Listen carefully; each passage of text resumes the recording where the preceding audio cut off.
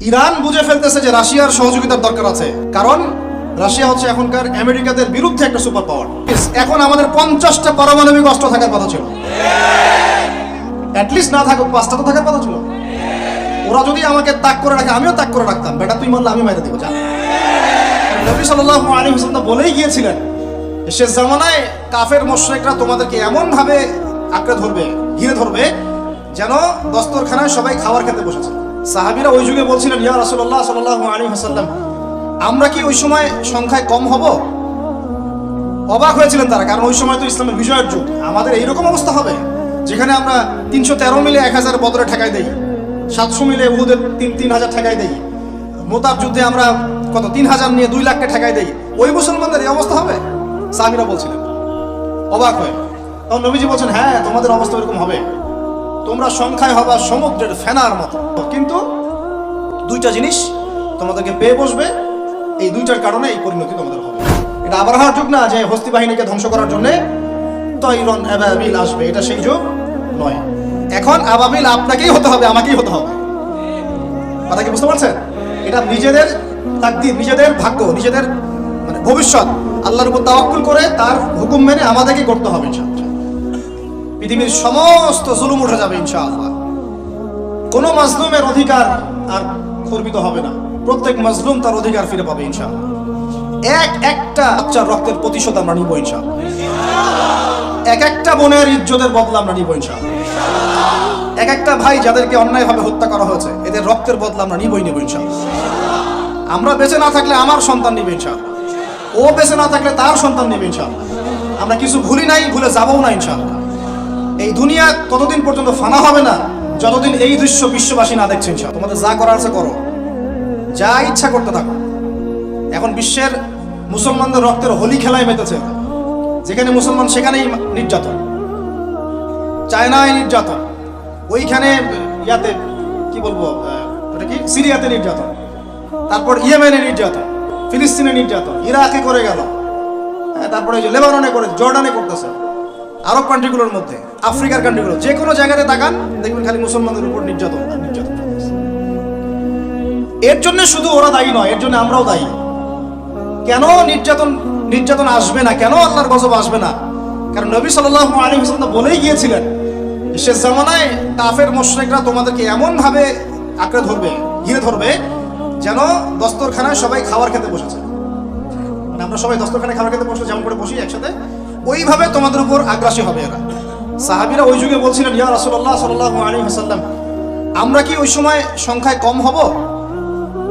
অবাক হয়েছিলেন তারা, কারণ ওই সময় তো ইসলামের বিজয়ের যুগ। আমাদের এইরকম অবস্থা হবে যেখানে আমরা 313 মিলে 1000 বদরে ঠেকাই দেই, 700 মিলে উহুদের 3000 ঠেকাই দেই, মোতাব যুদ্ধে আমরা কত 3000 নিয়ে 2 লাখকে ঠেকাই দেই, ওই মুসলমানদের এই অবস্থা হবে? সাহাবীরা বলছিলেন অবাক হয়ে। তখন নবীজি বলছেন, হ্যাঁ তোমাদের অবস্থা এরকম হবে, তোমরা সংখ্যায় হবা সমুদ্রের ফেনার মতো। সমুদ্রে দেখতে পারতেছেন এখন খালি নাম কাও আসতে মুসলিম বাড়তেই আছে, সমুদ্রের ফেনার মতো, কিন্তু 2টা জিনিস তোমাদেরকে পেয়ে বসবে, এই 2টার কারণে এই পরিণতি তোমাদের হবে। এক নাম্বার হচ্ছে তোমাদের মধ্যে দুনিয়ার মহব্বত তোমাদেরকে পেয়ে বসবে, আর একটা ওয়াহান তোমাদেরকে ধরে ফেলবে। সাহাবীরা বলছে, ওয়াহান কি? নবীজি বলছে, তোমরা আল্লাহর পথে জীবন দিতে চাইবে না, এই ভয়, আল্লাহর পথে জীবন দেওয়ার ভয় তোমাদেরকে পেয়ে বসবে। এই 2টা যখন তোমাদেরকে পেয়ে বসবে, তখন এই কাফের মুশরিক মুনাফিক যারা আছে সবাই মিলে তোমাদেরকে একটা কচু কাটা করে ফেলবে। হয় না এখন এটা? শুধু এই যুগে না, প্রত্যেক যুগে যুগে যখনই মুসলমানদের উপর এই 2টা এসেছে, তখনই মুসলমানরা আক্রমণের শিকার হয়েছে। কখনো তাতারিদের হাতে, চেঙ্গিস খানের বংশধর মনে আছে, মঙ্গলরা, ওরা এসে মুসলমানদেরকে একদম কেটে ফেলে দিয়েছিল। কতদিন, 40 দিনের মধ্যে বাগদাদে ওরা মনে হয় প্রায় 10 থেকে 15 লক্ষ মানুষকে হত্যা করেছে, ওই তাতারিরা মুসলমানদেরকে, আব্বাসীয়দের সঙ্গে। এরকম হিস্ট্রি অনেক আছে। তারপরে যখন এই ফাতেমি সাম্রাজ্য চলছিল, তখন ক্রুসেডাররা এসে মুসলমানদেরকে হত্যা করেছে। তারপরে আবার করেছে জেঙ্গিদের সময়, আইয়ুবীদের সময়, এমনকি মোগল সাম্রাজ্য। এর আগেও যখন দুনিয়া প্রীতি আর ওয়াহান ঢুকে গিয়েছিল, তখন দেখা গেছে যে মুসলমানদের মধ্যেই মারামারি চলতেছে। ওখান থেকে গিয়ে কর্ডোবা ইসলামী খেলাফত হয়েছে। এগুলি হিস্ট্রি পড়বেন, ইতিহাস নিয়ে ইনশাআল্লাহ একদিন কথা হবে। আমার নিয়ত আছে আপনাদেরকে হিস্ট্রি শোনানোর, একদম আদম আলাইহিস সালাম থেকে শুরু করে এই পর্যন্ত যা যা হয়েছে ইসলামের ইতিহাসে একটা একটা করে ধারাবাহিক পর্ব আকারে আসবে ইনশাআল্লাহ। এতে করে খুব অল্প সময়, হয়তো 10 মিনিটের মাদ্রাসা এমন হতে পারে, 10 থেকে 15 মিনিটের মাদ্রাসা, এর মধ্যেই একটা একটা করে পর্বে একটা একটা করে হিস্ট্রি আসবে ইনশাআল্লাহ। যদিও খুব টাফ এই কাজটা করা, এবং এটার জন্য অনেক ইনভেস্টমেন্টের দরকার, আল্লাহ পাক যেন সহজ করে দেন। তো মূল কথাটা ভাই বলছি যে যখন আমরা এভাবে দুনিয়া প্রেমে ঢুকে গিয়েছি এবং আল্লাহর পথ থেকে সরে আসছি, মার খেতে হয়েছে। এখন আমাকে বলেন তো দেখি, আমরা কি আমাদের অবস্থার উন্নতি চাই না? এতক্ষণ যা বুঝালাম এতে কি বুঝতে পারলেন যে দিন এখন শুধু একটা নিভু নিভু বাতির মতো জ্বলছে? গুটি কয়েক মানুষের মধ্যে হক সীমাবদ্ধ হয়ে যাচ্ছে। প্রবলেমগুলো কি আপনারা ফাইন্ড আউট করতে পারেন? প্রবলেমগুলো দেখেন। সারা বিশ্বে ইসলামিক কোনো খেলাফত আছে? ইসলামের কোনো ঐক্য আছে? একজন আমিরুল মুমিনিন আছে? একটা জামাআ আছে? একটা ইমারা আছে?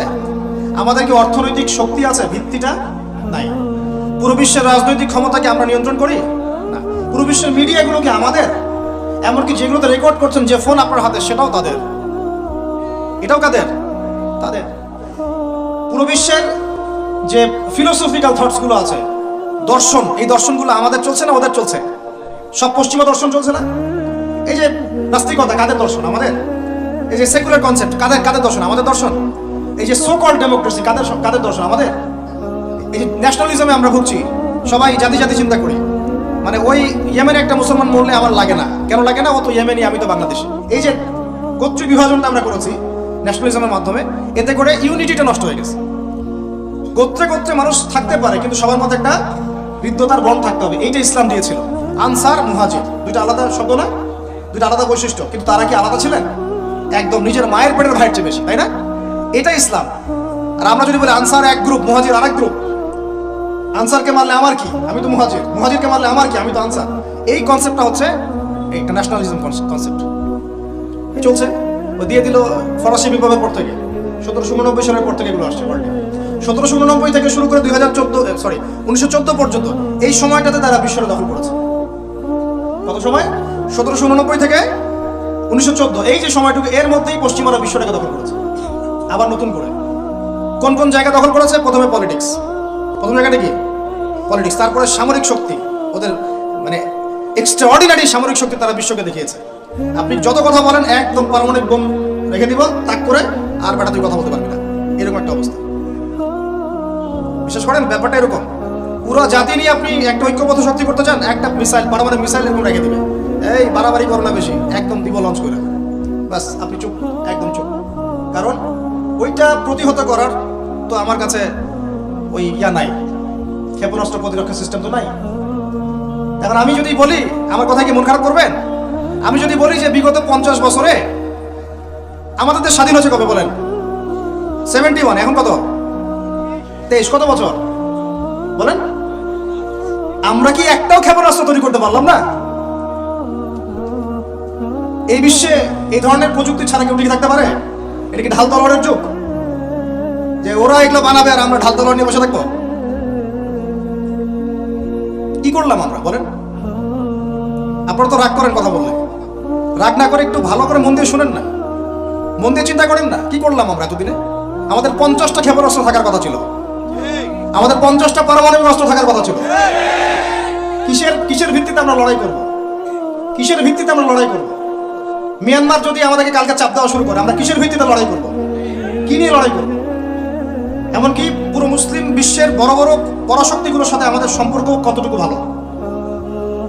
ইরান বুঝে ফেলতেছে যে রাশিয়ার সহযোগিতার দরকার আছে, কারণ রাশিয়া হচ্ছে এখনকার আমেরিকাদের বিরুদ্ধে একটা সুপার পাওয়ার, তাই না? অনেক কান্ট্রি এখন ওদের সাথে যুদ্ধ করতে গেলে রাশিয়ার সাথে বন্ডিং করে। এটা ওয়ার্ল্ড অ্যাফেয়ার্স। আমরা বিগত 50 বছরে কি করতে পারি না, ব্যর্থতার ইতিহাস রচনা করা যাবে। কি বলতেছেন আপনি? কি বলতে চান? এটা রচনা করা যাবে একটা ইতিহাস। পদে পদে দুর্নীতি করেছে, পদে পদে টাকা আত্মসাৎ হয়েছে, পদে পদে হক নষ্ট করা হয়েছে।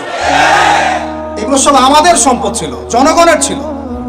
আমি কোনো পলিটিক্যাল পার্টি করি না, কখনো করিও নাই, আমার করারও কোনো শখ নাই। কিন্তু একজন জনগণ হিসেবে, সাধারণ জনগণ হিসেবে এই কথাগুলো বলছি।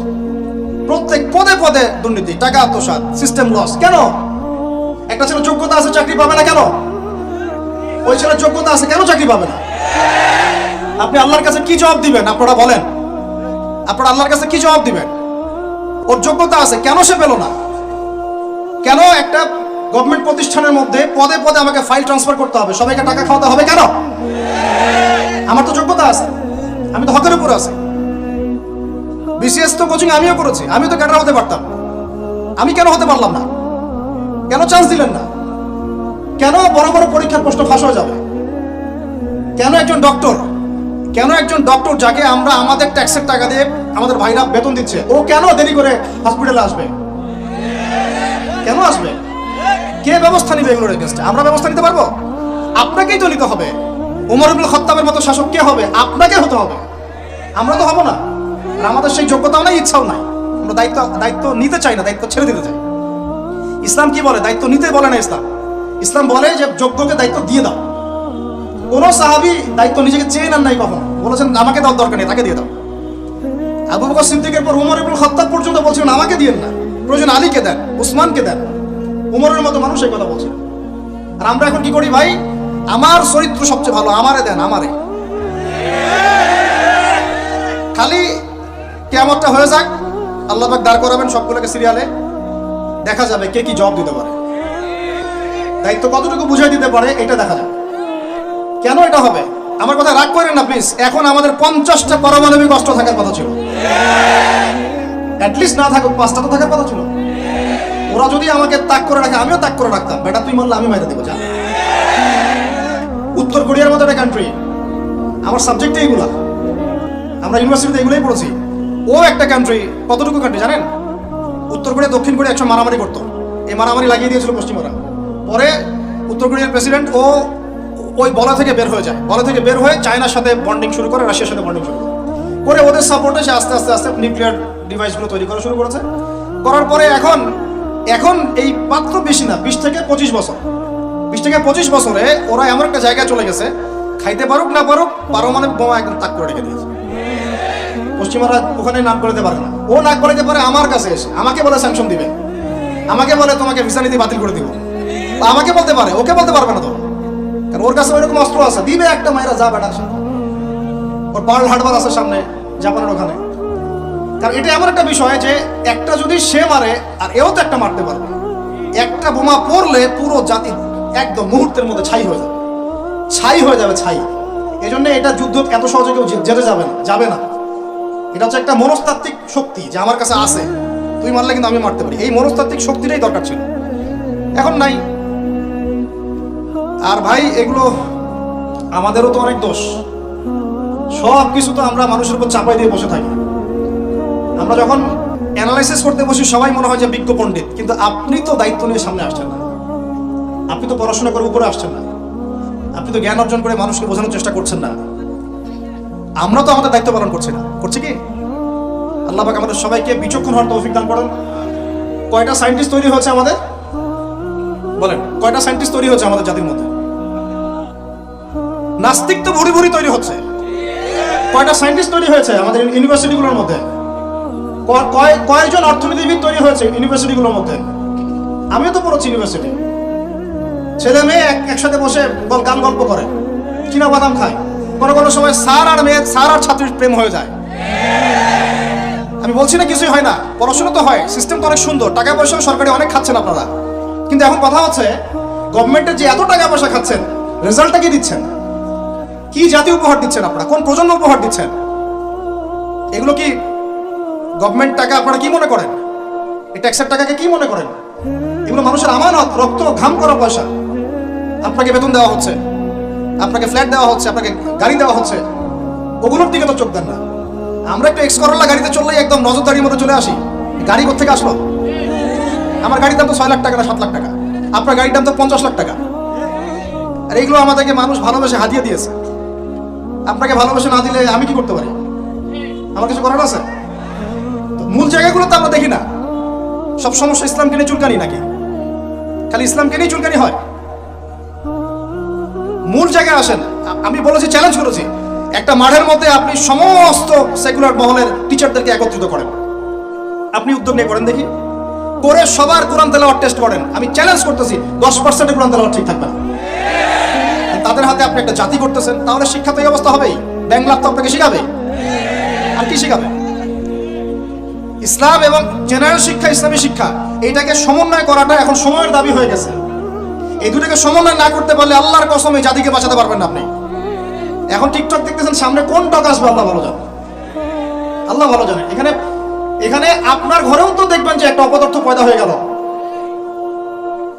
কত এরকম ছেলে তার বাবা মাকে বৃদ্ধাশ্রমে পাঠিয়ে দিল, সন্তানের হাতে মা খুন হলো। এই তো কয়েকদিন আগে এক পুলিশ অফিসার খুন হয়েছিল এক সন্তানের হাতে, মনে নাই আপনাদের এগুলা? তাহলে আমরাই তো আমাদের ঘরে সাপ তৈরি করতেছি। ভাববেন না যে এগুলোর ফলে শুধু সমাজে একটা প্রভাব বিস্তার হবে, আমার ঘরে কিছু হবে না, কখনো নয়। আমিও এফেক্টেড হব, আমার ঘরেও আসবে। এখন আল্লাহ রাব্বুল আলামিনের কাছে গেলে দোয়া করতে পারি আমরা, আল্লাহ পাক যেন আমাদেরকে এমন যোগ্য ব্যক্তি উপহার দেন আল্লাহর পক্ষ থেকে। যেই হোক সে X Y Z, whoever he is, আমরা কোনো দলের মানুষ না, কোনো পলিটিক্যাল পারসন না। এক্স ওয়াই জেড যে হোক না কেন, আমরা চাই সৎ, যোগ্য, ইমানদার মানুষ। সৎ, যোগ্য, ইমানদার মানুষ যারা তাদের এই ক্ষমতাটাকে, এই প্রতিভাটাকে দিনের জন্য কাজে লাগাবে ইনশাআল্লাহ। এরকম মানুষ চান না আপনারা? এটা দোয়া করতে হয়, আল্লাহ যেন কবুল করে না, আমিন। আর আমাদেরকেও হতে হবে আনুগত্যশীল, এবং আমরা শান্তিপূর্ণ কোনো পরিবেশের মধ্যে বিদ্রোহ করতে যাব না। কারণ এগুলো করলে রাষ্ট্রের আরো ক্ষতি হয়, উপকার হচ্ছে কি হয়, ক্ষতি বেশি হয়। আমরা দোয়া করব, চেষ্টা চালাবো, আল্লাহ রাব্বুল আলামিনের কাছে মুজাহাদা চালিয়ে যাব, এবং আমরা গঠনমূলক সমালোচনার মধ্য দিয়ে আমরা তাদের কাজের পজিটিভ নেগেটিভ বিষয়গুলো উপস্থাপন করতে পারি। এরপর যদি তারা দাওয়াত কবুল না করে, তাদের কবর তাদের, আপনার আমার কবর আমাদের, লাকুম দীনুকুম ওয়ালিয়া দীন। ব্যাস, এটা আমাদের দায়িত্ব। এখন আমার কথাটা আমি গুছিয়ে নিব, কনক্লুশনের দিকে একটু আমার দিকে মনোযোগ দেন। আর শেষে গিয়ে আমি আপনাদেরকে 5টা প্রশ্ন করবো। কয়টা ভাই? সেরা 5 জন, যে 5 জন অ্যান্সার দিতে পারবেন তাদের জন্য আমি হাদিয়া নিয়ে আসছি। 5টা বই আমি আমার পক্ষ থেকে উপহার দেবো ইনশাআল্লাহ। ঠিক আছে? এই যে লেকচারটা দিয়েছি এর উপরেই 5টা প্রশ্ন হবে ইনশাআল্লাহ। দেখবো কে কতটুকু লেকচার শুনেছেন। কনক্লুশনটা এখন শোনেন। পুরো বিশ্বের প্রেক্ষাপটটা এখন আমাদের অনুকূলে না। আমার সাথে বলেন তো কি বললাম? পুরো বিশ্বের প্রেক্ষাপটটা আমাদের অনুকূলে না। বিশ্বের বড় বড় সেক্টরগুলো মনে রাখবেন, বড় বড় সেক্টরগুলো হচ্ছে 1 রাজনীতি, 2 ভূ রাজনীতি, 3 অর্থনীতি, 4 সংস্কৃতি, 5 শিক্ষা এবং 6 প্রযুক্তি। কটা বললাম? 6। এই প্রতিটা বিষয়ে এখন আমরা নিয়ন্ত্রণ করি না, এটাই বাস্তব, এটাই সত্য। কারা নিয়ন্ত্রণ করে? ইসলামের দুশমনরা করে, ইসলামের দুশমনরা করে। তো এরা হচ্ছে এই বিষয়গুলো নিয়ন্ত্রণ করে, প্রতিটা বিষয়, প্রত্যেকটা বিষয়, ব্যাংকিং সিস্টেম থেকে শুরু করে পলিটিক্যাল অ্যাফেয়ার্স, এভরিথিং। আমাদের হাতে কিছু নাই, কিন্তু আমরা বললাম যে ফিউচারে ঈসা আলাইহিস সালাম আসবেন এবং এটা কায়েম করবেন। এই তো কনক্লুশন। তাহলে মাঝখানে যে সময়টা বাকি আছে, এই সময়টাতে কাদের হাতে বা কোন বৈশিষ্ট্য ধারণ করতে পারলে আমাদের হাতে এই বিষয়টা হবে? এই তো প্রশ্ন, না? এই না বিষয়টা? লাস্ট 100 বছর থেকে ওরা এই মিশনে হাঁটতে হাঁটতে হাঁটতে মোটামুটি এখন 70-80 ভাগ জায়গায় কিন্তু দখল করে ফেলেছে, ফেলে নাই? ওইটা আরেকটা ইস্যু। এখন মূল কথায় আসেন। তাহলে আমরা ফিউচারটাও জানি, বর্তমানটাও বুঝতে পারছি। মাঝখানে একটা প্রজন্ম দরকার। আমরা যদি আল্লাহর কবুলিয়ত পাই, হয়তো আমরা যদি এই সময়টা পেয়ে যাই। যদি আমরা না পাই, আমাদের ফিউচার জেনারেশন, যদি তারা না পায়, তাদের ফিউচার জেনারেশন, এভাবে হয়তো চলতে থাকবে। কখন সেই প্রজন্ম আসবে আর কোন বৈশিষ্ট্য তাদের থাকবে, এর আগে আমি জাস্ট আপনাদেরকে 2টা আয়াত শোনাচ্ছি। 1, আল্লাহ পাক বলছেন, ইন তানসুরুল্লাহ ইয়ানসুরকুম, সূরা মুহাম্মাদে আছে, তোমরা যদি আল্লাহকে সাহায্য করো, আল্লাহ তোমাদেরকে সাহায্য করবে। আমার সাথে বলেন, তোমরা যদি আল্লাহকে সাহায্য করো, আল্লাহ তোমাদেরকে সাহায্য করবে। মানে আল্লাহর কি সাহায্যের দরকার আছে? তোমরা আল্লাহকে সাহায্য করো বলতে, তোমরা যদি আল্লাহর দ্বীনকে সাহায্য করো, তোমরা যদি আল্লাহর দ্বীনকে সাহায্য করো, আল্লাহ তোমাদেরকে সাহায্য করবেন। ওয়া ইউসাব্বিত আকদামাকুম, তোমাদের পা আল্লাহ পাক শক্ত করে দিবেন ইনশাআল্লাহ। একটা। 2 নাম্বার, ইন্নাল্লাহা লা ইউগাইয়িরু মা বিকওমিন হাত্তা ইউগাইয়িরু মা বিআনফুসিহিম, আল্লাহ পাক কোনো কওমের, কোনো জাতির অবস্থা ততক্ষণ পর্যন্ত পরিবর্তন করেন না, সংশোধন করেন না, যতক্ষণ তারা নিজেরাই নিজেদের অবস্থা পরিবর্তনের চেষ্টা না করে। আয়াত তো পরিষ্কার। এখন তৈরন আবাবিল আসবে না, এসে ইসরায়েলে হামলা করবে না, পাথর নিক্ষেপ করবে না, এটা সেই যুগ না। এটা আবরাহার যুগ না যে হস্তি বাহিনীকে ধ্বংস করার জন্য তৈরন আবাবিল আসবে, এটা সেই যুগ নয়।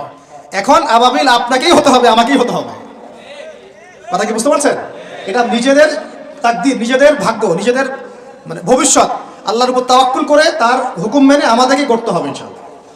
তাহলে কোন কোন বৈশিষ্ট্য লাগবে একটু খালি বলে শেষ করে দিই। 1, এমন প্রজন্ম চাই যেই প্রজন্ম 5 ওয়াক্ত নামাজ পড়ে। রাজি আছে কিনা ইনশাআল্লাহ? জোরে বলেন ইনশাআল্লাহ। আল্লাহ সাক্ষী থাকুন, আমি। এমন প্রজন্ম চাই যেই প্রজন্মের প্রত্যেকটা মুসলিম পরিবারের 100% নামাজি মাশাআল্লাহ। এটা না হওয়া পর্যন্ত বড় বড় বয়ান করেও কোনো লাভ নেই।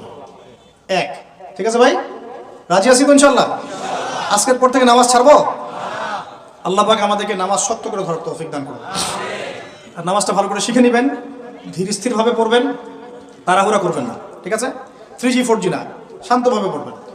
দুই, আমরা এমন প্রজন্ম চাই যেই প্রজন্মের 100% মুসলমান কোরআন তেলাওয়াত করতে পারে। রাজি আছি কিনা ইনশাআল্লাহ? আগামী বছর ওয়াজ করতে আসার আগেই আপনাদের সবার কোরআন তেলাওয়াত সহি চাই ইনশাআল্লাহ। রাজি আছেন ইনশাআল্লাহ? আল্লাহকে কথা দেন, রাজি আছেন? অবশ্যই কোরআন তেলাওয়াত শিখতেই হবে। যেমনি পারেন, যেভাবে পারেন, যত টাকা লাগুক, যার কাছে যেতে হয় হোক, যত দূরে সফর করতে হয় হোক, আপনার দায়িত্ব এটা, আমার দায়িত্ব না, হুজুরের দায়িত্ব না, এটা আপনার দায়িত্ব। আপনি কিভাবে শিখবেন আপনার ফিকির। 3 নাম্বার, আমরা এমন প্রজন্ম চাই যেই প্রজন্ম ভিতরে বাহিরে সুন্নতের অনুসারী। রাজি আছি ইনশাআল্লাহ? সবার চেহারা দাঁড়িয়ে থাকবে ইনশাআল্লাহ? সবার সুন্নতি লেবাস থাকবে ইনশাআল্লাহ? সুন্নতের আমল থাকবে ইনশাআল্লাহ? সুন্নতের জিন্দেগি বই পাওয়া যায়, কিনবেন, প্রত্যেকটা কাজের সুন্নত দেখে নেবেন, ঠিক আছে ভাই? প্রত্যেকটা কাজের সুন্নত আমল করার চেষ্টা করবো, আল্লাহ পাক তৌফিক দান করুন, আমিন। শেষ করে দিচ্ছি, মনোযোগ ধরে রাখেন, আর 5 মিনিট। 4 নাম্বার, এমন প্রজন্ম চাই যেই প্রজন্ম কোশ্চিনকালেও হারাম খাবে না।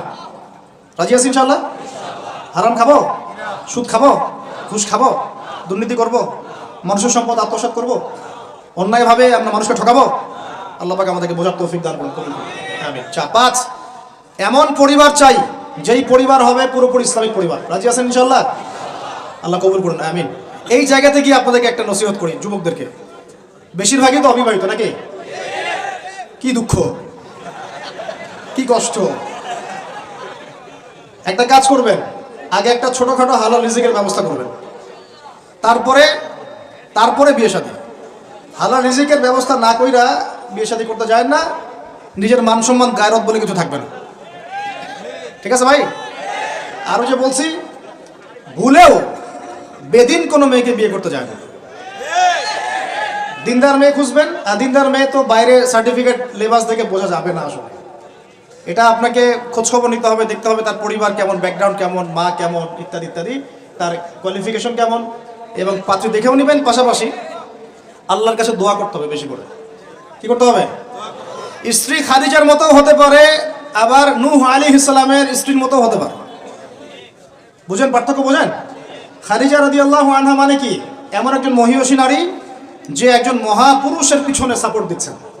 সুবহানাল্লাহ, কি সাপোর্টটা দিয়েছেন, দেন নাই নবী সাল্লাল্লাহু আলাইহি ওয়াসাল্লামকে পুরো নবুয়তের জীবনে?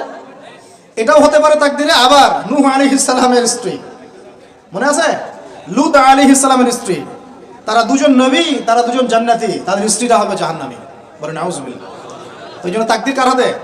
বাস আল্লাহর কাছেই বারবার ইস্তেখারা করে করে করে চেয়ে নিতে হবে, আল্লাহ আমাকে এমন একজন নেককার স্ত্রী দান করুন যিনি আমাকে আপনার পথে চলতে সাপোর্টিং হ্যান্ড হবে, আমাকে পিছন থেকে বুস্ট আপ করবে ইনশাআল্লাহ।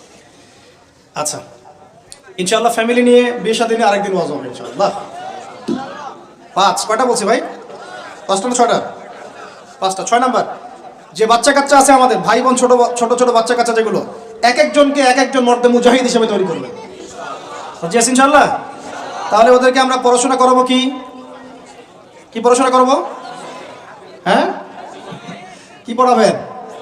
হামটি ডামটি নাকি Jack and Jill went up the hill, twinkle twinkle, কি পড়াবেন? কচি মাথাটাকে তো সময় নষ্ট করে ফেলতেছেন। বাচ্চা কাচ্চাদেরকে ইসলামিক মূল্যবোধ দিয়ে বড় করেন। প্লিজ ভাই বসেন একটু, এগুলো করেন না, শেষ করতে দেন, পরিবেশটা বজায় রাখেন। আর 4টা পয়েন্ট, কয়টা? 6টা বলছি না? 7 নাম্বার হচ্ছে, আল্লাহ পাক আমাদেরকে প্রতিভা দিয়েছেন না সবাইকে? কেউ লিখতে পারে, কেউ বলতে পারে, কেউ ব্যবসা ভালো বোঝে, কেউ ইন্টারনেট সেকশন ভালো বোঝে, এরকম আছে না? আল্লাহ পাক আপনাকে যা দিয়েছেন ওইটাকেই দিনের জন্য কাজে লাগাবেন। রাজি আছেন? 8 নাম্বার, আমাদের প্রত্যেক পরিবারের মা বোনদেরকে খাস পর্দা রাখতে হবে। নাস্তিকরা কি বলে বলুক, সেগুলোরা কি বলে বলুক, ইউনিভার্সিটির টিচার কি বলে বলুক, নেকাব খুলতে বাধ্য করে কি করে করুক, আপনি আপনার পরিবারকে পর্দা রাখবেন। যদি ওদিকে দেখেন যে কোনোভাবেই কাজ হচ্ছে না, ওই জগৎ ছেড়ে দিয়ে বাসায় চলে আসা, দরকার নেই পড়াশোনা। আমি আমার মেয়েকে মাদ্রাসায় পড়াবো, দরকার নেই আমার ওই পড়াশোনা, ঠিক আছে? প্রয়োজনে নিজে প্রতিষ্ঠান করে আপনার সন্তানকে পড়াবেন। আপনার সামর্থ্য আছে, নিজে প্রতিষ্ঠান করেন, করে সন্তানকে পড়াশোনা করেন ইনশাআল্লাহ। আগে কি প্রতিষ্ঠান ছিল নাকি যে যুগটা সোনালী যুগ, ওই যুগে কোনো শিক্ষা প্রতিষ্ঠানই ছিল না। মানুষ ওস্তাদের কাছে ম্যান টু ম্যান পড়তো। একজনের কাছে কোরআন, একজনের কাছে হাদিস, একজনের কাছে উসুল, একজনের কাছে আরবি, এভাবে পড়তো মানুষ। ওরা মানুষ হয় নাই? তো এখন পরিবেশ গড়ে তোলার ফিকির করব, যদি না পারি আমার সন্তানকে আমি ইসলামিক লাইনে পড়াবো ইনশাআল্লাহ। সামর্থ্য থাকলে নতুন নতুন প্রতিষ্ঠান গড়ে তুলবো ইনশাআল্লাহ। এই ওয়াজ করে আমার কোনো লাভ নাই। তৌফিক দান করুন। সাহাবীদের যুগে, যেই যুগে মুসলমানরা বিশ্বকে শাসন করেছিল, ওই যুগে একটা ঘর ছিল না যেই ঘরে এমন একজন মানুষ ছিল যে কোরআন তেলাওয়াত করতে পারতো না। একটা বাড়ি দেখাতে পারবেন না যে বাড়ির মধ্যে এমন কোনো মানুষ আছে যে কোরআন তেলাওয়াত করতে পারে না। পারবেন? সাহাবীদের যুগে একজন সাহাবী দেখাতে পারবেন যে কোরআন তেলাওয়াত করতে পারতেন না? সাহাবীদের যুগে আপনি এমন একটা ঘর দেখাতে পারবেন যেখানে হাফেজে কোরআন নাই? সাহাবীদের যুগে আপনি দেখান, আমাকে দেখান, একটা বাড়ি দেখান যেখানে দ্বীনি ইলমের গভীরতা নাই এমন মানুষ আছে? পাবেন? ওই যুগে আমরা বিশ্বকে শাসন করেছিলাম। আর এখন ওই যে বললাম, যদি বলি কোরআনের জন্য কে কে জীবন দিতে চান, সবাই হাত উঠাবে। এমনকি যদি অতি উৎসাহে কাউকে বলা হয় রাস্তায় নামতে হবে, দেখবেন রাস্তায় নেমে যাবে। বুঝুক আর নাই বুঝুক, কিসের জন্য নামছে সে জানে না, অত কিছু বুঝে না, আবেগ। ওয়াল্লাহি আল্লাহর কসম করে বলছি, আবেগ দিয়ে এই বাংলার জমিনে দিন কায়েম হবে না। যদি হতো তাহলে 100 বছর আগেই হতো, যদি হতো তাহলে অনেক আগেই হতো। এখনো হয়নি কেন? আর হয়নি যে, এটা কি আপনারা বুঝেন? আমি এখানে কি করছি? দিনের দাওয়াত দিচ্ছি। কি করছি ভাই? দাওয়াত তো ঠিক বলা যাবে না, এটা হচ্ছে ইসলাহি কথা, ইসলাহি মজলিস। দাওয়াত মানুষ দেয় অমুসলিমদেরকে, অমুসলিমদেরকে ইসলামের দাওয়াত দেওয়া হয়। আপনারা সবাই মুসলিম, আপনাদেরকে দাওয়াত দেওয়ার কিছু আছে? কালিমা লা ইলাহা ইল্লাল্লাহ আপনারা তো সবাই বুঝেন, হয়তো বুঝেও শিরক করতে পারেন, এটা আলাদা বিষয়। অনেকে কালিমা পড়ে ঠিকই কিন্তু শিরক করে, আকীদার মধ্যে শিরক থাকে, আমলের শিরক থাকে, কথায় শিরক থাকে। কিন্তু বেসিক্যালি আমরা তো সবাই মুসলিম পরিবার থেকে আসি নাই? মাশাআল্লাহ। তো আপনাদেরকে আমি ইসলাহের জন্য কথা বলতে পারি, ইসলাহি কথা। মূল কথা হচ্ছে, আমি আপনাদেরকে ইসলাহ সংশোধনের কথা বলছি। আমি এখানে দিন কায়েম করতে পারবো না, সেই অথরিটি, সেই সভরেন্টি আমার কাছে নাই। কি নাই? সেই অথরিটি, সভরেন্টি আমার কাছে নাই। এই এলাকায় যদি কেউ মদ পান করে, আপনি কি তাকে 40টা বেত্রাঘাত করতে পারবেন? আপনি কেন, যিনি এখানকার দায়িত্বশীল তিনিও পারবেন না। পারবেন? খোলামেলা কথা বলেন, পারবে? একজন যদি চুরি করে, ওই যে মসজিদে শীতকালে চোর বেড়ে যায় না, এখন চুরি তো বেড়ে গেছে, আপনারা বুঝেন না? চুরি বেড়েছে সমাজেও, চুরি বেড়েছে অর্থনীতিতে, চুরি বেড়েছে দায়িত্বে। মানুষ দায়িত্বে চুরি করে, অর্থনীতির মধ্যে চুরি করে, মানুষ আমানতের খেয়ানত করে। এটাই তো এই যুগ। প্রত্যেকটা জায়গায় খেয়ানত, প্রতিটা জায়গাতে খেয়ানত। কোত্থেকে শুরু করব? মনে করেন আমি গিয়েছি বাজারে, আপনি গিয়েছেন বাজারে, ওই যে বাজারে পণ্য কিনছেন, সবজি, মাছ, মাংস, ওর মধ্যেও চুরি আছে। ওখানে পেস্টিসাইড মিশিয়েছে, প্রতারণা। মাপে কম দিচ্ছে, প্রতারণা। ফের দিয়ে দিচ্ছে, চুরি। এগুলো কি বলেন? সোজা কথা, এগুলো কি? চুরি, প্রতারণা। তো এবার এ যে প্রতারণা করে যে টাকাগুলো আমার কাছ থেকে নিল, ওই টাকা আবার অন্যায়ভাবে আর এক দল চাঁদাবাজ এসে নিয়ে গেল। জালেমের উপর জুলুম, জালেমের উপর জুলুম। ওই চাঁদাবাজরে আবার রাস্তায় আটকাইলো আরো বড় জালেম। তাদের আবার কিছু পোশাকও আছে, ঠিক আছে, ইউনিফর্ম। তো সে আবার ওখান থেকে, তার কাছ থেকে আবার সে খেলো। সেও পার পেল না, তার বড়জন যে, সে আবার ওর কাছ থেকে খেলো। এই করতে করতে করতে করতে টপ টু বটম সবই চোর। টপ টু বটম সব কি? এখন চুরির শাস্তি কি? কোরআনে আল্লাহ পাক বলছেন সূরা মাঈদার মধ্যে, ওলামায়ে কেরাম আছেন, আপনারা পড়ে জেনে নেবেন। এই ওয়াজ মাহফিলে সব কিন্তু টু দা পয়েন্ট আপনার বলা যাবে না, আয়াতগুলা সময় পাওয়া যায় না। এটা হচ্ছে একটা, আপনাকে বুস্ট আপ করতে পারি, ধরিয়ে দিতে পারি। এখানে চোর ছেলে হোক আর মেয়ে হোক, হাতটা কবজি পর্যন্ত কেটে ফেলবে। কি পর্যন্ত? এটা আমি জাস্ট আপনাকে বলতে পারবো। এখন কোরআনে আছে, হাদিসে আছে, আমি খেলে আপনাকে বলতে পারবো, আপনি শুনলেন, এতটুকুই। কিন্তু আপনাকে সর্বোচ্চ ক্ষমতা দিলে আপনি এটা করতে পারবেন না। এখন এটা সামনে আসবে, এটা আমরা জানি। এখনকার সময়টা কঠিন, এটাও আমরা জানি। মাঝখানে একটা প্রজন্ম তৈরি হবে ইনশাআল্লাহ, এটাও আমরা জানি। যেই প্রজন্ম আমাদের মতো টিকটক প্যারালাইজ প্রজন্ম হবে না, যেই প্রজন্ম ইনশাআল্লাহ তাআলা কোরআন সুন্নাহকে হাতে নিয়ে ওদেরকে চ্যালেঞ্জ করবে। এটা নবীজি বলেও গিয়েছেন, লা তাযালু তাইফাতুম মিন উম্মতি যাহিরিনা আলাল হক লা ইয়াদুররুহুম মান খাযিলাহুম। আমার উম্মতের একটা দল সর্বদাই হকের উপর থাকবে। অন্য হাদিসে আসছে তারা যুদ্ধ করতে থাকবে, বিরোধিতাকারীরা ওদের কোনো ক্ষতি করতে পারবে না। সাহাবীরা জিজ্ঞাসা করলেন, তারা কোথায় এই কাজটা করবে ইয়া রাসূলুল্লাহ সাল্লাল্লাহু আলাইহি ওয়াসাল্লাম? নবীজি বললেন, বাইতুল মুকাদ্দাস ওয়া মা হাওলাহা। এই যে জেরুজালেম, বাইতুল মুকাদ্দাস এবং তার চারপাশে তারা এই কাজ করতে থাকবে। আল্লাহর সাথে জড়িত পাপ তো সহজেই মাফ করা যায়, কিন্তু আপনি যখন মানুষের সাথে জড়িত পাপে যাবেন তখন মাফ নেবেন কিভাবে? মনে করেন এক ভাই আরেক ভাইকে বললো যে তুই চোর, নাউজুবিল্লাহ। এখন সে বেচারা চুরি করে নাই, কিন্তু আপনি বলে ফেলছেন, কথাটা মুখ দিয়ে বের হয়ে গেছে, ওর মনে আঘাতও লাগছে। এখন বেচারা আপনাকে মাফ করে নাই মনে মনে, কাল কিয়ামতে ওর হক না দিয়ে আপনি পুলসিরাত পার হতে পারবেন না। আল্লাহু আকবার। আল্লাহ পাকের ইনসাফ এবং বিচার এত সূক্ষ্ম হবে। কত সূক্ষ্ম আপনাকে আমি একটা হাদিস থেকে খালি বলি, 1 মিনিট। একটা শিংওয়ালা ছাগল, ছাগলের শিং আছে, দুনিয়াতে একটা ছাগলকে গুঁতা দিয়েছে, ওই ছাগলের বেচারা শিং ছিল না। মানে একটা শিংওয়ালা ছাগল একটা শিংহীন ছাগলকে গুঁতা দিয়ে অন্যায়ভাবে। আল্লাহ পাক কিয়ামতের দিন ওই শিংহীন ছাগলকে শিং দিয়ে বলবেন, তো গুঁতা দিয়ে প্রতিশোধ নিয়ে নাও, বদলা নিয়ে নাও। তাহলে বলেন তো আমরা আসলে জান্নাতের পথে হাঁটতেছি সত্যি সত্যি কি? নামাজ রোজা হজ জাকাত তো চলছে, ঠিক আছে বুঝলাম, তো মানুষের সাথে জড়িত হক কিভাবে মিটাবেন কিভাবে? এই যে একটা পণ্যের ভেজাল দিলেন, ওই যে কি বলে ওটাকে, কি মিশাই জানি, ফরমালিন। হ্যাঁ, ফরমালিন। এই যে মিশাই ব্যবসা করলেন, এই যে কতগুলো মানুষ ক্ষতিগ্রস্ত হলো। ধরেন যে লাখ লাখ মানুষ খেয়েছে, বেচারার পেটে সমস্যা হয়ে গেল। আর আপনি কিভাবে পার পাবেন কিয়ামতের মাঠে? আমাকে বুঝান। মাপে আপনি কম দিলেন, ঠকালেন বেচারাকে, ওর হক ছিল, পার পাবেন কিভাবে? বেচারা ও কিছু করে নাই, অযথাই তাকে অপবাদ দিলেন এবং সারা দেশের সামনে ধুয়ে রেখে দিলেন অন্যায়ভাবে। এখন আপনি পার পাবেন কিভাবে? এই জিনিসগুলো আমরা ভাবি না, আমরা মনে করি নামাজ পড়েছি বা সব পার। মানুষের সাথে জড়িত হক এত সহজে মাফ, বলেন আমার সাথে, মানুষের সাথে জড়িত হক এত সহজে মাফ হবে না। কি করণীয় তাহলে? ওই যে যার সম্পদ নিয়েছেন তার সম্পদ ফেরত দেওয়া, যার মানহানি করেছেন তার মান সম্মান ফেরত দেওয়া। এখন যে মেয়েটার মান সম্মান হানি করে ফেললেন, এই যে মেয়েটার ইজ্জত নিয়ে নিলেন, এখন কি হবে? কেমন করে ফেরত দিবেন? কিভাবে ফেরত দিবেন? যাকে ধর্ষণ করলেন, যাকে মিথ্যা অপবাদ দিলেন, যার সাথে জেনা করে ফেললেন, ভাবা উচিত না এগুলো? মনে রাখবেন, বড় বড় পরহেজগার, দুনিয়াতে যাদেরকে খুব বড় বড় পরহেজগার মনে হচ্ছে, এমন অনেক মানুষ আল্লাহ না করুক কালকে আমাদের মাঠে জাহান্নামে যাবে। এই জন্য আমরা বলি যে ভাই, আমাদেরকে নিয়ে আমরা তো কিছুই না, আমরা তো ডাস্টবিনের আবর্জনাও না। যে যুগ চলে গেছে ইসলামদের, ওই যুগের তুলনায় কোরআনে যা পড়ি আর হাদিসে যা দেখি আর সিরাতে যা বুঝি, এর তুলনায় আমরা ডাস্টবিনের আবর্জনাও না। তাদেরকে নিয়ে আপনারা এত আইওয়াস শোডাউন কেন করতে যান? কি মনে করেন সবচাইতে গুনাহগার মানুষ হয়তো এখানে আমি আপনাদের মধ্যে? কোনো দরকার নাই শোডাউন করার। মূল কথাটা আবার ওদিকে চলে যাচ্ছে। মূল কথাটা হচ্ছে, এখানে একটা পয়েন্ট মনে রাখবেন, মানুষের সাথে জড়িত হক এই দুনিয়াতে আদায় করতে হবে। ঠিক আছে ভাই? এটা লজ্জার কিছু নাই। অন্যায়ভাবে গালি দিলে বলবেন যে ভাই আমার ভুল হয়ে গেছিল, আপনাকে গালি দিয়ে ফেলছিলাম, আমাকে মাফ করে দেন। টাকা নিয়েছেন কারো, ফেরত দেন নাই, দিয়ে দেন সামর্থ্য থাকলে। ওকে না পেলে কি করবেন? তার পরিবারকে দিবেন। তার পরিবারকেও পান নাই, বেচারা নাই পৃথিবীতে, তাহলে তার পক্ষ থেকে সৎকার করে দিবেন। ঠিক আছে?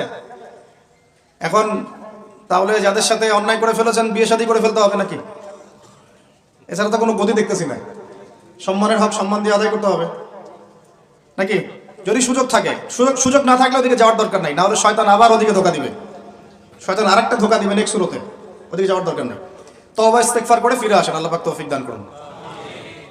আর যারা ব্যবসা করতে গিয়ে মানুষকে মাপে কম দিচ্ছেন, মানুষকে হারাম খাওয়াচ্ছেন, বলছেন টাটকা জিনিস কালকে রান্না করছে হুজুর, 3 দিন আগের বাসি তরকারি খাওয়াই দিল। একটা কি খাবেন এটা নিয়ে কথা বলতে গেলে তো আরো 2 ঘন্টা চলে যাবে। খাবেন কি? সবকিছুর মধ্যে ভেজাল দিয়ে রেখে দিচ্ছে।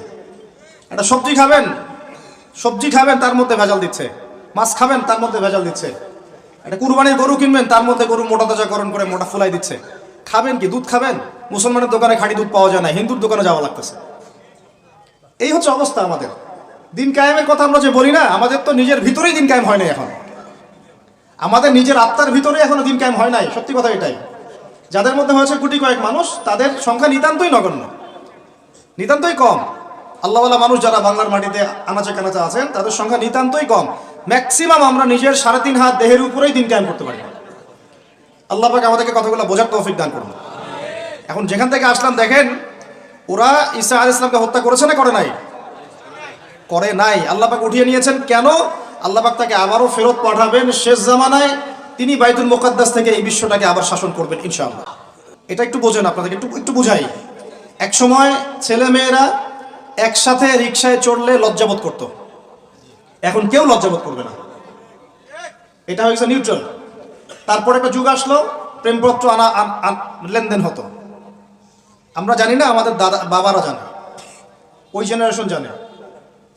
ওই জেনারেশনের সাহস ছিল না যে কোনো মেয়ের সাথে কফি শপে বসবে, রিক্সায় ঘুরবে বা এটা ওইটা করবে।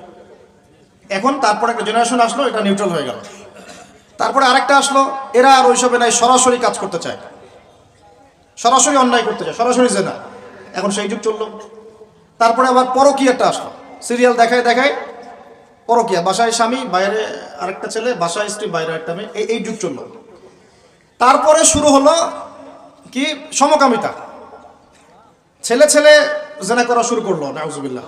এখন ওটা চলতেছে আর কি, এখনকার সমাজ ওইদিকে যাচ্ছে। আর যে কি কি আসবে আল্লাহ ভালো জানেন।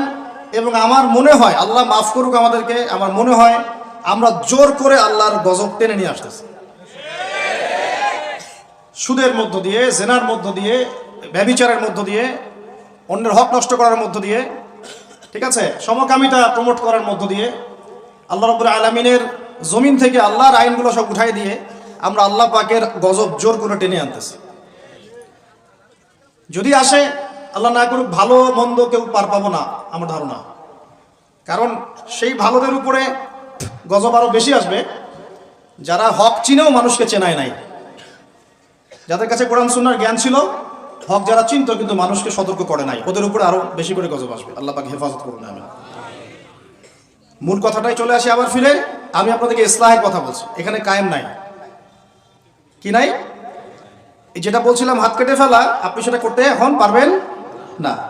যদি কেউ ব্যভিচার করে, বিবাহিত মানুষ, শাস্তি কি? অনেকে জানেই নাই, রজম করতে হয়। কি করতে হয়? মাটিতে অর্ধেক কোমর পর্যন্ত পুঁতে ফেলে পাথর নিক্ষেপ করে হত্যা করবে, এবং একদল মানুষ তা দেখবে। একদল মানুষ যে দেখবে, শাস্তি অবলোকন করা, এটা ইসলাম কোরআনে নতুন করে নাজিল করে নাই। প্রাচীন গ্রিক দর্শনগুলো পড়ে দেখবেন, ওই অ্যারিস্টটলদের যুগ যেটা ছিল, ওই যুগেও শাস্তি সামাজিকভাবে দেওয়া হতো, সবাইকে দেখিয়ে দেওয়া হতো। এতে একটা ভালো ইম্প্যাক্ট পড়ে। কেমন ইম্প্যাক্ট পড়ে? যদি চোরের হাতটা কাটে না, সবাই দেখে 10 জন, ওই 10 জন জীবনে কাজ করতে যাবে না। আল্লাহ পাক সেই বিধানটা রেখে দিয়েছেন। আর প্রাচীন গ্রিকের যে দর্শন, এটা বিকৃত, কিন্তু ওই সভ্যতার মধ্যেও তো আল্লাহ নবী এসেছিলেন, আসেন নাই? এমন কোন সভ্যতা নাই যার মধ্যে আল্লাহ পাক নবী পাঠান নাই। তাহলে এই হিন্দু ভাইরা নিঃসন্দেহে তাদের কাছেও কোনো না কোনো নবী আসছিল, তাদের শিক্ষা থেকে তারা হয়তো বের হয়ে গেছে। ইহুদিরা, ওদের কাছে নবী আসে নাই? আসছে, ওরা শিক্ষা থেকে বের হয়ে গেছে। খ্রিস্টানরা, তাদের কাছে নবী আসে নাই? এসেছে। চাইনিজ সভ্যতায়, ওখানেও হয়তো কোনো নবী এসেছে। আল্লাহ পাক বলেছেন ওয়ালিকুল্লি কওমিন হাদ, প্রত্যেকটা কওমের মধ্যে আমি নবী পাঠিয়েছি, প্রত্যেক কওমে। তার মানে এই সভ্যতা যতদিন থেকে ঘুরছে পৃথিবী, আদম আলাইহিস সালামের পর থেকে, কোন প্রত্যেকটা স্থানে, কালে, পাত্রে আল্লাহ রাব্বুল আলামিন নবী পাঠিয়েছে। তাদের মধ্যে কেউ ছিলেন নবী, কেউ ছিলেন রাসূল। এই তো, তার মানে সবার কিন্তু একটা মৌলিক শিক্ষায় মিল থাকবে। এই জন্য মানুষের ফিতরতগত একটা মৌলিক শিক্ষা ভিতর থেকে চলে আসে যে আল্লাহ ছাড়া কোনো ইলাহ নাই। এটা কিন্তু সবাই বিশ্বাস করে একজন উপরওয়ালা আছে। দেখবেন সবাই বিশ্বাস করে, সব ধর্মের লোকই বলে যে উপরওয়ালা একজন আছে। আপনি তার ক্ষতি করলে বলবে যে উপরওয়ালা দেখবে, আল্লাহ না বললেও বলবে কি উপরওয়ালা দেখবে। তো মূল কথাটা হচ্ছে যে এই যে শাস্তি দেওয়ার বিধান, এটা আল্লাহ পাক নতুন করে এখানে নাজিল করেন নাই। প্রকাশ্য শাস্তির বিধানটা আগেও ছিল এই বিশ্বের মধ্যে, প্রাচীন গ্রিক রোমান সভ্যতার মধ্যে এটা ছিল। এই বিধান যদি সবাই দেখে, তাহলে কি পাপ বাড়বে? হত্যাকাণ্ড বাড়বে না কমবে? এখন আমাকে বলেন তো, বর্তমান প্রচলিত যে বিষয়গুলো চলছে পুরো বিশ্বে, আমি বাংলাদেশ নিয়ে কথা বলি না খুব একটা, কারণ আমাদের চিন্তা বিশ্ব নিয়ে। কি নিয়ে? আল্লাহ পাকের, আমার এটা কি ভৈরব না? আল্লাহ পাকের ভৈরবের কোনো পরোয়া নাই তো, আল্লাহ পাকের ঢাকার কোনো পরোয়া নাই, আল্লাহ পাকের বাংলাদেশের কোনো পরোয়া নাই, আল্লাহ পাকের পাকিস্তানের কোনো পরোয়া নাই। আল্লাহ রাব্বুল আলামিনের কোনো দেশের মানুষের উপরে আল্লাহ পাকের কোনো পরোয়া নাই। আল্লাহ সুবহানাহু ওয়া তাআলা চাইলে ইসলাম ইয়েমেনে কায়েম করতে পারেন, সিরিয়াতে করতে পারেন, অস্ট্রেলিয়ায় করতে পারেন, ওই আমেরিকায় করতে পারেন, রাশিয়াতেও করতে পারেন। কার খাতে ক্ষমতা? আল্লাহ পাকের কোনো পরোয়া নেই আমাদের। আমরা যদি আমাদের কাজ ঠিকঠাক মতো করি, আমরা সফল হব। যদি না করি, আমাদের লস, আল্লাহ রাব্বুল আলামিনের লস বলতে কিছু নাই। আছে? আল্লাহ পাকের কিচ্ছু যায় আসে না। আমরা জাস্ট একটা সুযোগ পেয়েছি মাত্র। আপনি সিজদা করেন বা না করেন, একজন আলেম আমাকে বলেছিলেন, ওনার কাছে দার্স নিচ্ছিলাম, উনি বলছিলেন যে এই যে রাস্তার মধ্যে আমরা যখন হাঁটি একটা পোকা পড়ে আছে, ধরেন একটা ফল পড়ে আছে, ফলের মধ্যে পোকা ধরে গেছে, বাজার করতে গিয়েছেন একটা ফল দেখছেন ওর মধ্যে পোকা পড়ে গেছে। এমনকি আমরা ওয়াশরুমে যাই, ওয়াশরুম যদি মাইক্রোস্কোপ দিয়ে দেখেন ব্যাকটেরিয়া আছে না, নাই আছে না, ওরা পর্যন্ত আল্লাহর তাসবিহ পাঠ করে সুবহানাল্লাহ। তো আল্লাহ পাক তো আমার নামাজের মুখাপেক্ষী না, আল্লাহ পাক তো আপনার নামাজের মুখাপেক্ষী না, আপনি পড়ছেন না, আপনি হতভাগা। এই আসমান জমিনে সবাই আল্লাহর তাসবিহ পাঠ করছে। আমার আল্লাহ এত বড়, আমাদের আল্লাহ এত বড়, এত মহান, পুরো মহাবিশ্বের সমস্ত সৃষ্টি আল্লাহর তাসবিহ পাঠ করছে। আমরা না করলে কি যায় আসে? আমরা তাসবিহ তাহলিল না করলে, কোরআন তেলাওয়াত না করলে, সালাত না পড়লে, তাহাজ্জুদ গোজার না হলে, হালাল না খাইলে আল্লাহ পাকে কিছু যায় আসে না? যায় আসে? এটাই যদি ফিল করেন তাহলে ইনশাআল্লাহ আপনি মাথাটা নত করে আল্লাহর কাছে ফিরে আসবেন। অনুভূতিটা জাগ্রত করার চেষ্টা করছে। আরেকটা অনুভূতি নেবেন বাসায় গিয়ে। এবার এগুলো আমরা ভাবি, এভাবে ভাবার চেষ্টা করি। এই যে আমরা এখানে বসে আছি, ধরেন 5,000 মানুষ, কথার কথা, মনে করেন আমরা কেউই দুনিয়াতে নাই। এই দুনিয়ার ঘূর্ণন থেমে যাবে কি না? থেমে যাবে? এই দুনিয়া ঘুরবে না ঘুরবে না? রাত দিন আসবে না আসবে না? আমাদের পরিবার থাকবে না থাকবে না? মাঝখান থেকে আমরা আমাদের সময়টা এবং সুযোগটা নষ্ট করলাম। অতএব এত চিন্তা বাদ দেন, চাকরির কি হবে, ব্যবসার কি হবে, আমার মা বোনের কি হবে, আমার পরিবারের কি হবে, আমার এইটার কি সেটার কি, সব চিন্তা বাদ দেন আপনি। এখন আগে চিন্তা করেন যে আমরা দুনিয়াতে কিভাবে আল্লাহর দিন পালন করব, কিভাবে পরকালে নাজাত পাবো। আগে নিজের চিন্তা করেন। আমরা তো মানুষের চিন্তা করে করে লাইফ নষ্ট করে ফেলে দিলাম। এখন আপনারা শিক্ষা নিচ্ছেন না দিনের। কেন শিক্ষা নিচ্ছেন না? কারণ আপনারা চিন্তা করেন যে একটা সার্টিফিকেট দরকার, চাকরি পাইতে হবে। এই ফ্লোতে যেতে যেতে আপনার 20 বছর 25 বছর চলে যাবে, পরে আফসোস করবেন। ওই সার্টিফিকেট আপনি কার জন্য চান? নিজের জন্য, একটা ভালো মেয়েকে বিয়ে করতে চান, হালাল খাইতে চান, এই তো আপনার সন্তানদের ভবিষ্যৎ চান, এটাই তো আমাদের গোল নাকি? আল্লাহ পাক এগুলো করতে নিষেধ করেন নাই, কিন্তু দিনের শিক্ষা এবং আমল বাদ দিয়ে নয়। আমরা এখন এই দুনিয়ার পিছনে ছুটতে ছুটতে আল্লাহকে ভুলে যাই, রাসূলকে ভুলে যাই, নামাজকে ভুলে যাই, কোরআনকে ভুলে যাই। এইটাই সবচেয়ে সমস্যা আমাদের, এইটাই সবচেয়ে বড় সমস্যা। যে যুব সমাজ সালাত আদায় করছে না, এরা আল্লাহর জন্য জিহাদ করবে? কশ্চিন কালেও না। যে যুব সমাজ কোরআন তেলাওয়াতই করতে জানে না, আবেগে খালি বলতে পারে যে হ্যাঁ কোরআনের জন্য জান দিতে প্রস্তুত, কিন্তু পারবে না এটা করতে। যে যুব সমাজ হারাম সম্পর্ক থেকে বের হতে পারছেন না, কিভাবে চিন্তা করলেন যে আপনি বাইতুল মুকাদ্দাস জয় করবেন?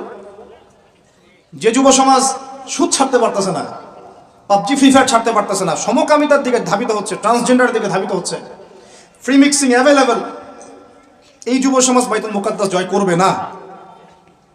কোন যুব সমাজ করবে আমি পরে আসতেছি ওইদিকে। আগে বোঝেন এই সিচুয়েশনে এইভাবে হবে না ভাই।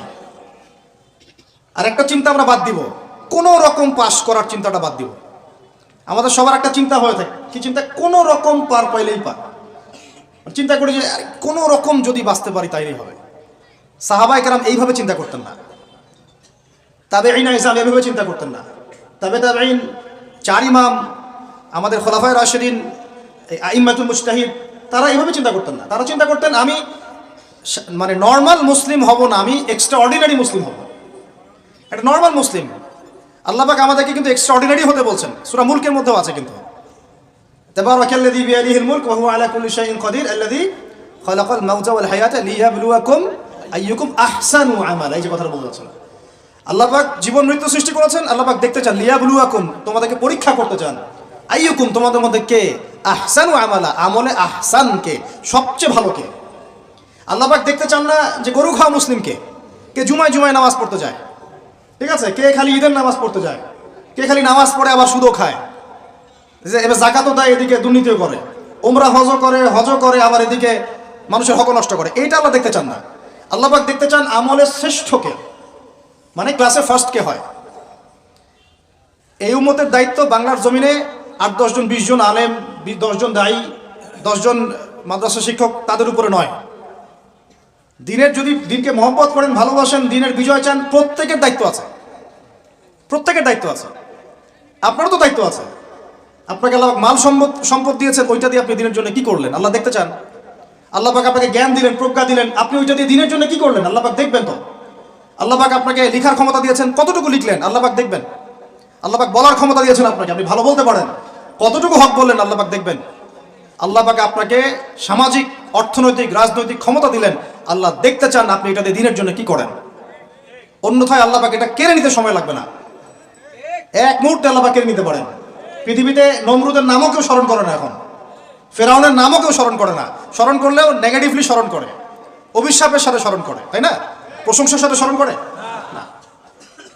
কত শত সম্প্রদায় আল্লাহ পাক বলেছেন ওয়ালাকাদ আহলাকনা ক্বাবলাহুম মিনাল কুরুন, কত সম্প্রদায় আমি ধ্বংস করে দিয়েছি তোমাদের আগে। কত সম্প্রদায় ছিল, লক্ষ লক্ষ কোটি কোটি সম্প্রদায়কে আমি ধ্বংস করে দিয়েছি তোমাদের আগে। নাই, তাদের শব্দও কি তোমরা শুনতে পাও? শব্দও শুনতে পাও না। তারা চিৎকার করছে বারজাকের জগতে আযাব থেকে বাঁচার জন্য, আমরা শুনতেও পাই না। তারা বলছে একটা কি জানি, রব্বানা আবসারনা ওয়া সামি'না ফারজি'না না'মাল সালিহান ইন্না মুকিনুন। তারাই কথা বলছে এখন, রব্বানা, হে আমাদের রব, আবসারনা, আমরা দেখেছি, মানে পরকাল আমরা দেখা হয়ে গেছে, এখন আমরা দেখেছি। কোন চোখ দিয়ে? দুই চোখ দিয়ে দেখেছি আমরা। ওয়া সামি'না, শুনলাম, মানে যা আপনি বলেছেন আমরা শুনেছি, এখন শুনেছি, দেখেছি। ফারজি'না, আমাদেরকে একটু কাইন্ডলি ফিরাই দেন দুনিয়াতে। না'মাল সালিহান, ওই যে বলছি আমল সালেহ করে আবার ফিরে আসবো। ইন্না মুকিনুন, আমাদের ইয়াকিন হয়ে গেছে। কে বলছে এরা? যত কম পৃথিবীতে ধ্বংস হয়েছে আল্লাহর আযাবে, গজবে, আল্লাহ বিরোধিতায়, তারাই কথা বলছে। তাহলে কিসের বড়াই? বড়াইয়ের অহংকারের জায়গা আছে? মানুষের অহংকার শোভা পায়? মানুষের মতো ক্ষুদ্র তুচ্ছ সৃষ্টির অহংকার শোভা পায়? 2 দিন পাতলা পায়খানা দিলে বাস শেষ মানুষ, একটা ডেঙ্গু জ্বর দিলেই শেষ। এই যে ঢাকার শহর বস্তুবাদী হয়ে যাচ্ছেন দিন দিন, পুরো পশ্চিমা আদলে এক ঝাঁকুনিতে 50 লাখ মানুষ মরতে পারে, এক ঝাঁকুনিতে, খালি 5, 6, 7 মাত্রার। মানুষকে আল্লাহ পাক ছোট্ট একটা ক্যান্সারের ভাইরাস দিয়ে শেষ করে ফেলতে পারেন, সামান্য একটা মহামারীর বাতাস দিয়ে লাখ লাখ মানুষকে মারতে পারেন। মানুষের অহংকার শোভা পায়? কোন মানুষ নামাজ পড়ে না চিন্তা করেছেন? যে মানুষের হৃদস্পন্দন, শ্বাস আল্লাহ নিয়ন্ত্রণ করছেন, একটু শ্বাসকষ্ট হলেই হাসপাস উড়ে যায়। বড় একজন আলেম তেলাওয়াত করছেন, কোরআন তেলাওয়াত, নামাজে আমরা পিছনে নামাজ পড়ছি, শ্বাসকষ্টের কারণে তেলাওয়াতের পুরো আয়াতটা তেলাওয়াত করতে পারেন না, থেমে থেমে তেলাওয়াত করতে হয়। তখন আমার মনের মধ্যে চিন্তা আসলো, সুবহানাল্লাহ, এত বড় আলেম, আল্লাহ পাক তাকে এভাবে শ্বাসকষ্ট দিয়ে পরীক্ষা করছেন, অথচ আল্লাহ পাক আমাকে এখান থেকে মুক্ত রাখছেন, আমি তো তার মতো তেলাওয়াতও করি না। কত মানুষ পঙ্গু হয়ে পড়ে আছে, ওই অবস্থায় আল্লাহর ইবাদত করতেছে। কত মানুষের চোখ নাই, হাফেজে কোরআন হয়ে বসে আছে, মুফতি হয়ে বসে আছে, আছে না? তাই নেয়ামতের কথা স্মরণ করেন, আল্লাহ পাকের নেয়ামতগুলো স্মরণ করেন, বোঝার চেষ্টা করেন। আল্লাহ পাক সূরা দুহা এটাই বলছেন, সূরা দুহার শেষে আল্লাহ পাক এটা বলছেন, আলাম ইয়াজিদকা ইয়াতীমান ফাআওয়া, তোমাকে আমি ইতিম অবস্থায় পাই নাই, আশ্রয় কি দেইনি? ওয়া ওয়াজাদাকা দাল্লান ফাহাদা ওয়া ওয়াজাদাকা আইলান ফাআগনা ফাআম্মা আল-ইয়াতীমা ফালা তাকহার ওয়া আম্মা আস-সাইলা ফালা তানহার ওয়া আম্মা বিনি'মাতি রাব্বিকা ফাহাদ্দিস। তুমি আল্লাহ পাকের যে নিয়ামতগুলো আল্লাহ দিয়েছেন এগুলো মানুষকে বর্ণনা করতে থাকো, বলতে থাকো, খালি উপলব্ধি করেন যে আল্লাহ পাকের কত নিয়ামতে আপনি আছেন, বাস, আর কিছু লাগবে না। আর আপনি আমি না থাকলে দুনিয়া থেমে থাকতো না, সব চলতো। তাহলে কিসের জন্য, কাদের জন্য আমরা এই হায়াত এবং সময়, রুজি, এনার্জি, যৌবন নষ্ট করছি? ভাই আমাকে বলেন, কাদের জন্য করছেন? যে আল্লাহর হাতে আপনার প্রাণ, একটু প্রেশার আপ ডাউন করলেই শেষ, একটু শ্বাসকষ্ট হলেই শেষ, একটু মহামারী দিলেই মাস শেষ। সেই মানুষ নামাজ পড়ে না, সেই মানুষ যাকাত দেয় না, সেই মানুষ বলছে যে পর্দা এই যুগে চলে না, ওই যুগে চলতো। সেই মানুষ মুসলমানদেরকে বলছে এরা এখন মৌলবাদী হয়ে যাচ্ছে।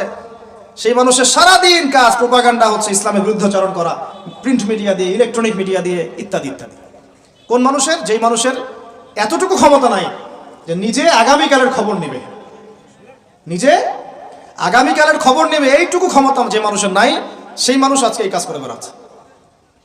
আল্লাহ পাক আমাদের সঙ্গে কথাগুলো বোঝার তৌফিক দান করেন। আল্লাহ পাক সর্বপ্রথম আমাকে জানা অনুযায়ী আমল করার তৌফিক দান করেন, যা বলি তার উপর আমল করার তৌফিক দান করেন, এবং আপনাদের সবাইকে শোনা অনুযায়ী আমল করার তৌফিক দান করেন। আমি বলছিলাম কায়েম আর দাওয়া এক জিনিস নয়। আমি দাওয়া দিচ্ছি, ইসলাহের কথা বলছি, তো দাওয়াতের ক্ষেত্রে এই বিষয়গুলো খেয়াল রাখবেন। কেন একটা সমাজের মধ্যে সুদের প্রসার বাড়বে? কেন বাড়বে? কেন একটা সমাজের মধ্যে, মুসলিম সমাজে খ্রিস্টান মিশনারিরা অবাধে দাওয়াতি কাজ করবে এবং দলে দলে মানুষকে খ্রিস্টান বানাবে? কেন? আর কেন মুসলমানদের ঈমান এত দুর্বল হবে যে তারা এইভাবে সামান্য একটা চাকরি বা ক্ষমতার টাকার জন্য, বাড়ির জন্য ঈমান বিক্রি করে দিবে? দেশের, বিশ্বের খবর রাখার চেষ্টা করেন, আনাচে কানাচে এগুলো ছড়িয়ে যাচ্ছে। আগে ছিল যে নিউট্রালাইজেশনের কথা বলছিলাম না, আগে ছিল যে মানুষ হারাম খাইতে দ্বিধাবোধ করতো যে মানুষ জেনে ফেললে কি বলবে, ছিছি করবে। এখন ঘরে ঘরে সুদ।